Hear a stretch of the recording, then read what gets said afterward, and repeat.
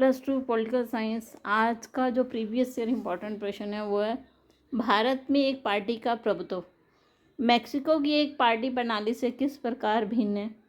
आपकी राय में दोनों देशों में से कौन सी राजनीतिक प्रणाली बेहतर है और क्यों?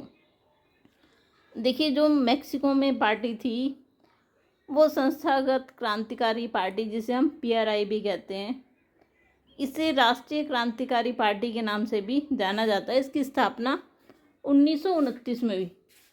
लगभग 6 दशकों तक, मतलब 1929 से लेकर 2000 तक ये पार्टी वहाँ सत्ता में रही है। इस पार्टी में जब ये मूल रूप से बनी थी, इसमें राजनेता, सैन्य नेता, श्रमिक, किसान संगठन और कई राजनीतिक दलों सहित विभिन्न हित संगठन भी शामिल थे।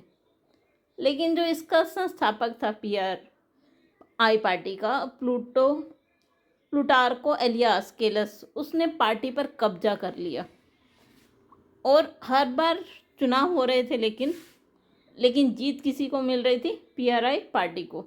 दूसरी पार्टियां भी थी देश में, लेकिन वो केवल नाम मात्र की थी। चुनाव को इस तरह से करवाया जा रहा था कि हर बार PRI पार्टी ही जीत रही थी, क्योंकि वो वहाँ पर चुनाव में हेरा फेरी और धांधलेबाजी कर रहे थे। जो इस शासन था पूर्ण रूप से तानाशाही बन चुका था। अंततः 2000 में जब विपक्षी पार्टियां बहुत अधिक सुदृढ़ हो गई, तब ये पार्टी जो है चुनाव हारी राष्ट्रपति। अब मैक्सिको जो है 2000 के बाद एक पार्टी के वर्चस्व वाला देश नहीं रहा।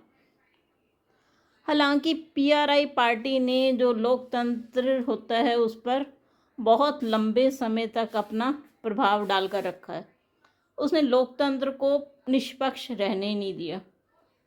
अब भी लोगों का वहाँ की लोकतंत्र पे पूरा विश्वास नहीं बन चुका। हमारी राय में जो भारत में कांग्रेस पार्टी है वो मैक्सिको से ज़्यादा अच्छी है, क्योंकि इसने चुनाव में स्वतंत्र प्रतियोगिता को बढ़ावा दिया। कभी चुनाव में धांधलेबाजी नहीं करवाई या किसी तरह की गठजोड़ हेरफेर नहीं किया कि ये कांग्रेस पार्टी हमेशा जीते। देखिए, केरल में कम्युनिस्ट पार्टी की सरकार बनी थी।